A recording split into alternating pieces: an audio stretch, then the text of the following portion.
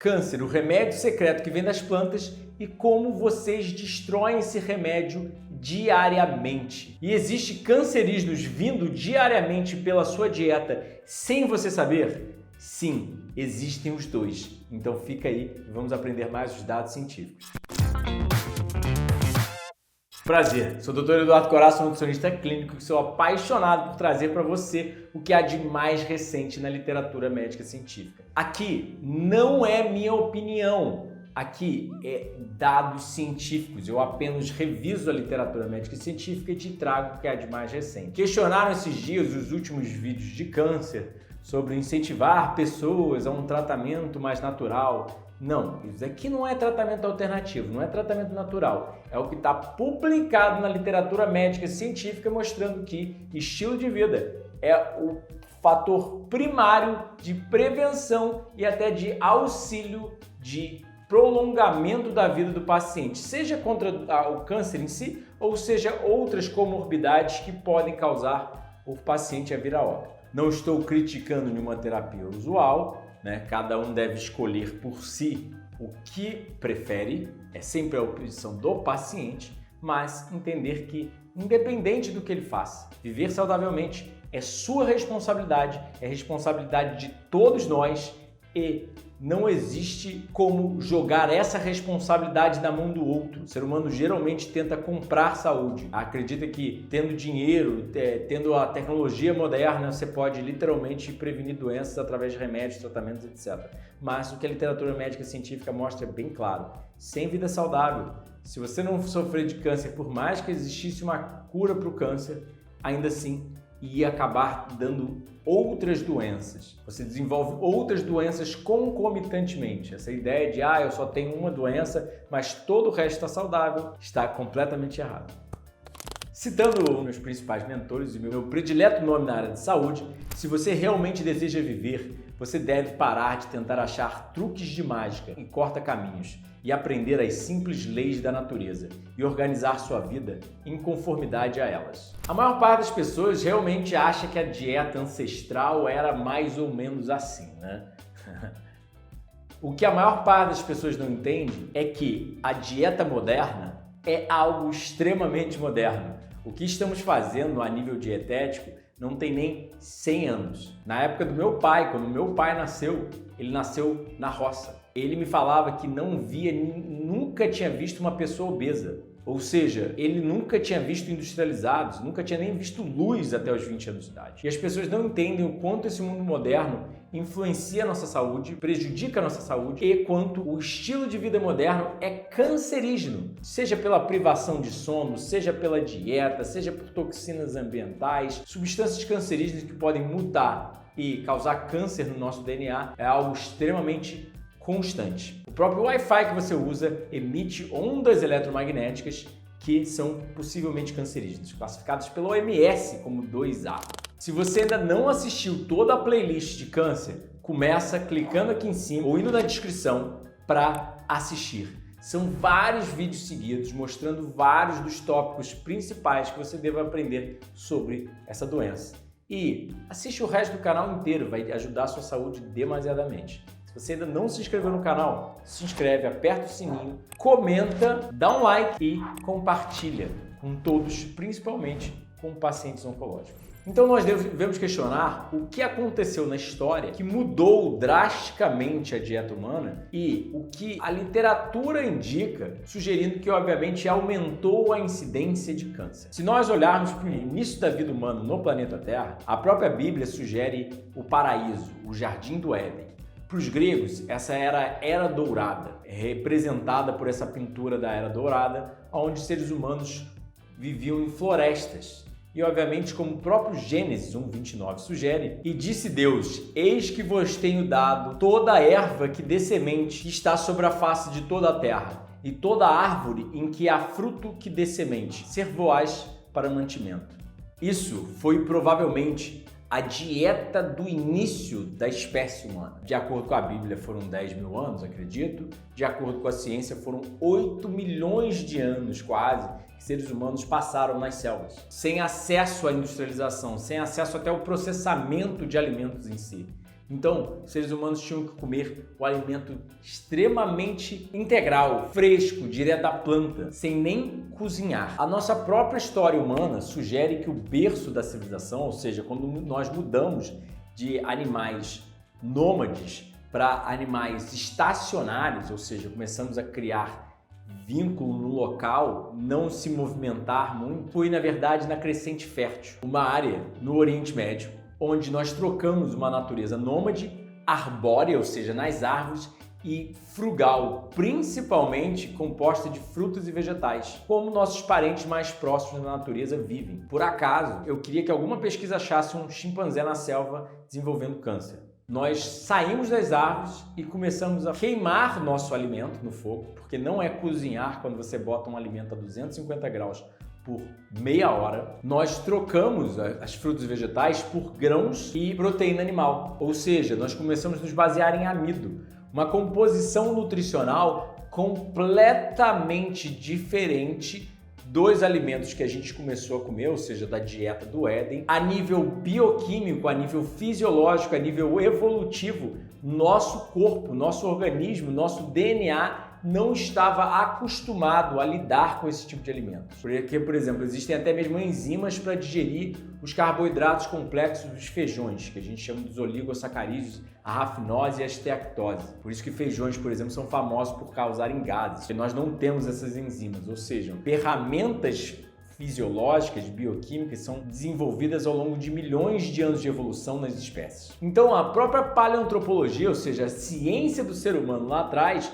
mostra que ocorreu uma grande mudança da nossa dieta natural no período neolítico, ou seja, há 10 mil anos atrás, na introdução da agricultura. E com isso ocorreu uma redução da estatura e do tamanho do crânio, problemas dentários, maiores níveis de doenças infecciosas e zoonoses ligados às deficiências nutricionais que essa dieta nova causou.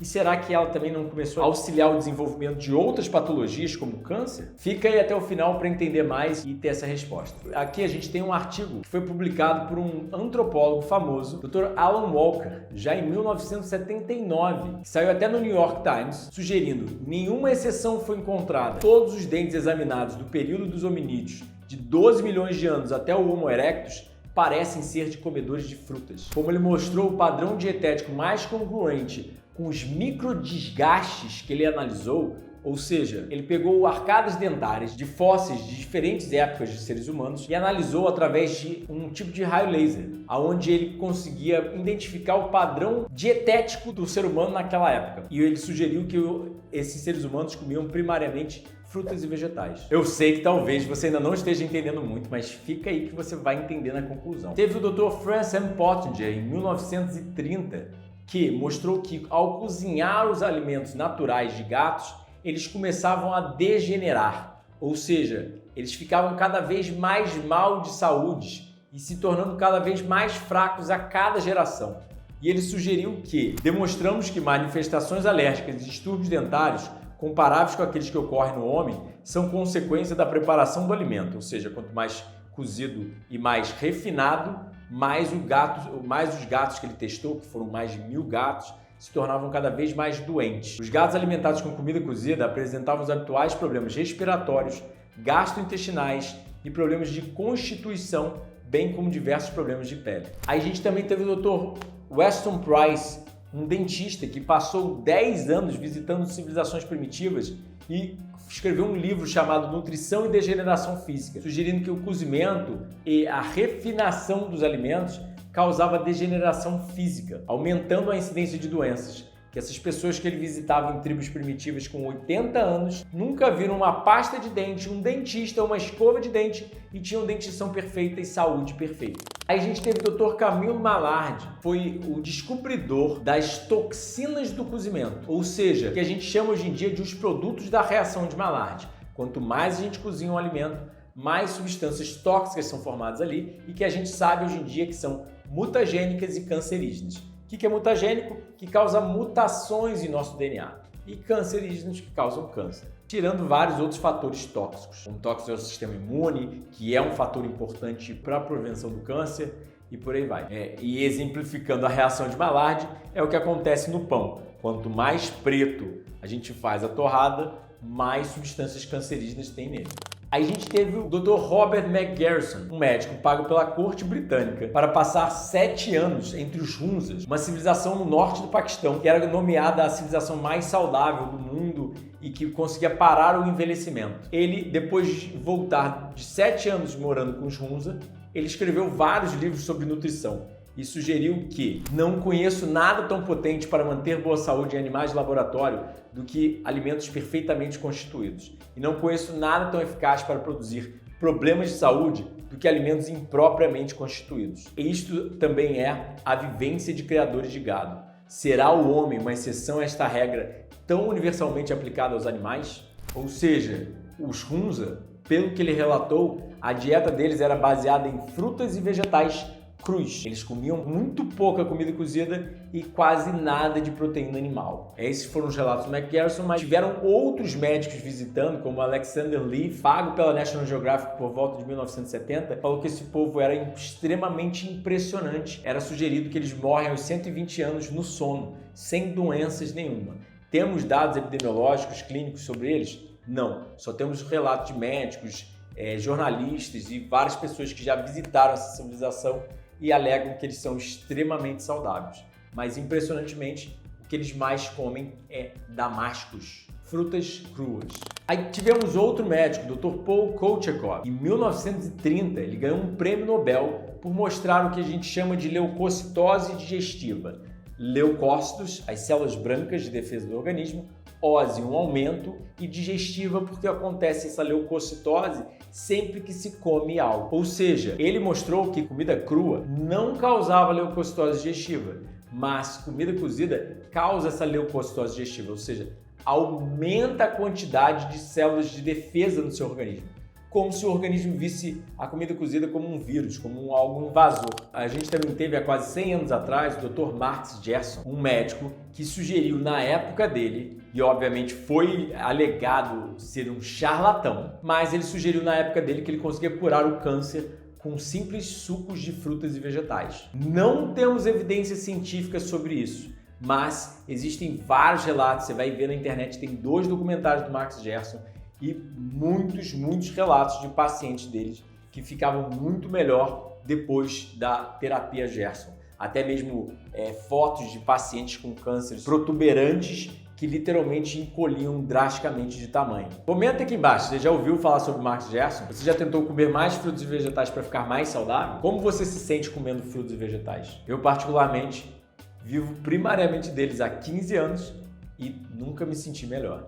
Nós também temos o Dr. Bert Benner, um médico europeu que alegava que a energia do sol era presa nas frutas e vegetais e ele conseguia curar todo tipo de doença, colocando seus pacientes numa dieta rica de alimentos crus, primariamente frutas e vegetais. Tivemos um outro médico chamado Dr. Edward Hall, que ele sugeria que a comida cozida acabava levando à redução do tempo de vida, a maior quantidade de doenças e menor resistência a doenças. Ele sugeriu que seres humanos e animais consumindo dietas primariamente cozidas tinham órgãos como o pâncreas aumentados e órgãos como o cérebro atrofiados. Nós sabemos hoje em dia que os AIDS, subprodutos da glicação avançada, uma das toxinas do cozimento, literalmente causa atrofia cerebral quando em altos níveis no sangue, séricos, e leva a um aumento de doenças cognitivas. Também temos uma mulher chamada Johanna Brandt. Ela tinha um câncer de fígado ou de pâncreas, não me lembro bem, mas ela escreveu um livro chamado A Cura da Uva. Ela alegou ter comido apenas uvas por 3 meses e ter se curado do seu câncer, então se motivou a escrever livros sobre o assunto. O próprio Gandhi, ou seja, o principal imperador da paz da história humana, ele sugeriu no seu livro Gandhi's, o Guia da Saúde do Gandhi, um período de 6 meses é muito pouco para chegar a conclusões definitivas em um assunto tão importante quanto uma mudança completa de dieta. No entanto, posso dizer que, durante esse período, tenho conseguido me manter bem enquanto outros sofrem de doenças e minhas capacidades físicas e mentais estão melhores que antes. Posso não ser capaz de levantar muito peso, mas posso trabalhar pesado por muito mais tempo sem fadiga. Também consigo desempenhar atividades mentais com mais persistência e resolutividade. Testei uma dieta de frutas em muitas pessoas doentes, invariavelmente com muitos benefícios. Minha própria experiência, assim como meu estudo no assunto, deu-me a confirmação com convicção de que uma dieta de frutas é a melhor para nós. E eu relato exatamente o mesmo que o Gandhi, depois de 15 anos vivendo de frutos e vegetais. Felizmente, tem 15 anos que eu não consigo nem ter uma dor de garganta e por isso minha paixão de compartilhar essa informação com vocês.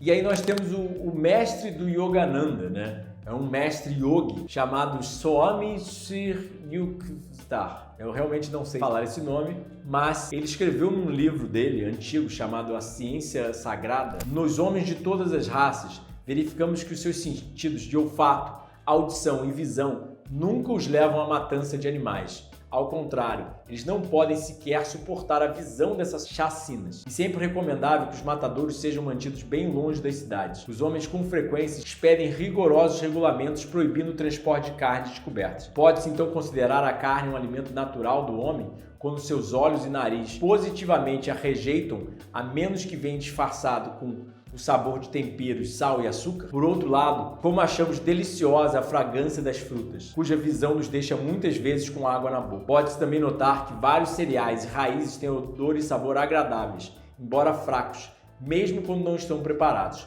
Portanto, mais uma vez, somos levados a deduzir por estas observações de que o homem tende a ser um animal frugívoro, um animal feito para o consumo primário de frutas e vegetais. Nós sabemos que a sua microbiota intestinal, ou seja, os micro-organismos que vivem no seu intestino, é algo muito importante para a proteção de doenças em geral, mas o cocô das suas bactérias intestinais, ou seja, os ácidos graxos de cadeia curta, ou seja, metabólitos que elas produzem, o que a gente chama de pós-bióticos, na verdade tem até mesmo uma ação anticancerígena.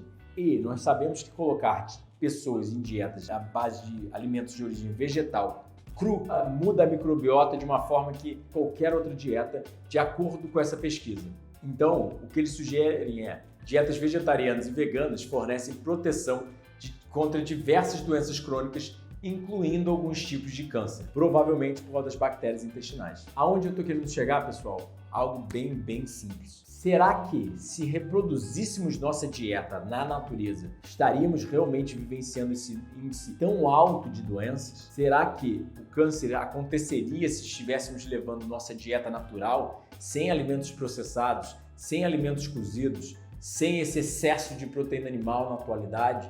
E, obviamente, todos os fatores que engloba, como eu já falei aqui nos outros vídeos, no sono, no sol, na atividade física e por aí vai. Será que não valeria a pena nós comermos mais frutas e vegetais, principalmente na prevenção, mas até mesmo para auxiliar o tratamento de câncer? A literatura cada vez mais se amontoa sugerindo que sim. Ou seja, o que eu estou sugerindo é: nossos parentes mais próximos da natureza ainda consomem uma dieta primária de frutas e vegetais, ou seja, os animais que compartilham 99% do nosso material genético comem frutas e folhas. Será que seres humanos não estão vivenciando essa altíssima taxa de doenças por uma simples razão?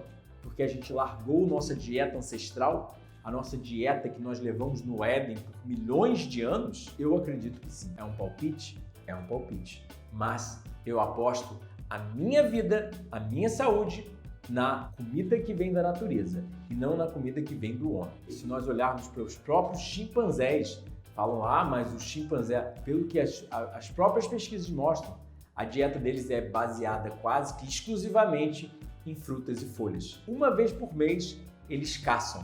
Imagina reduzir o consumo de carne para uma vez por mês. E aí a gente tem um documentário bem interessante que eu sugiro você assistir: Guns, Germs and Steel, Armas, Germes e Aço, do mais famoso antropólogo do mundo, Jared Diamond. No documentário mostra que ele passou 3 meses na última tribo caçadora e coletora do mundo, os Papua Highlander da Nova Guiné, e eles comem carne muito, mas muito raramente. A dieta deles é baseada em banana e raízes, ou seja, alimentos das plantas, primariamente frutas e vegetais. E como ele mesmo sugeriu, depois de décadas estudando o assunto, o homem caçador é um mito.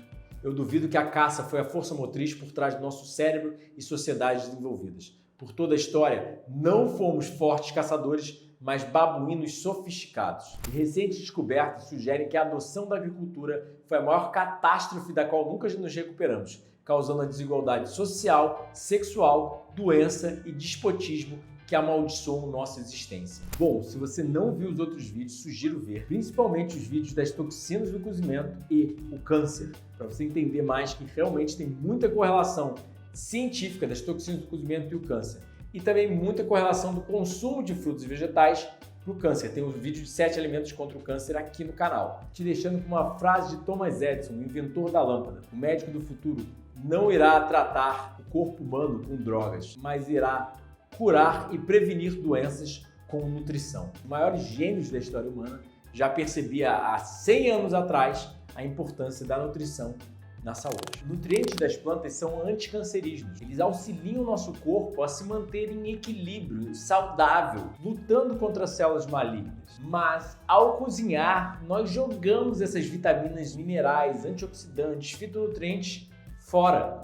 E ao refinar e industrializar, muito pior ainda. Não só jogamos fora, como produzimos substâncias tóxicas, cancerígenas. Então a planta é o remédio. Só que quando a gente joga lá na panela, cozinha, frita e ainda mais industrializa, jogamos fora o remédio dela e tornamos-as em venenos. Isso é minha opinião? Mas também é o que os dados científicos têm começado a apontar para a gente.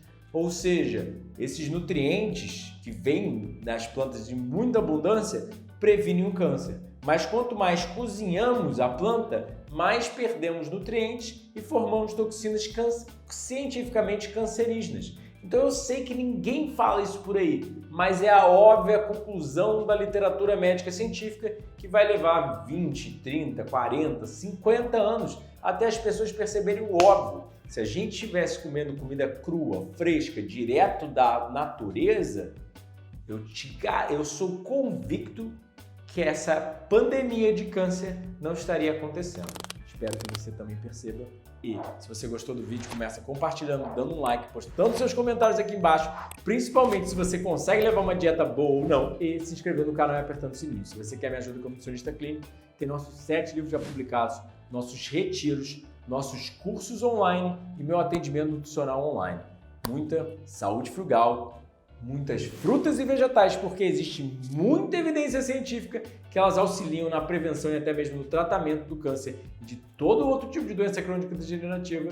E, Dr. Edu Coraci, saúde por vida saudável. Até a próxima.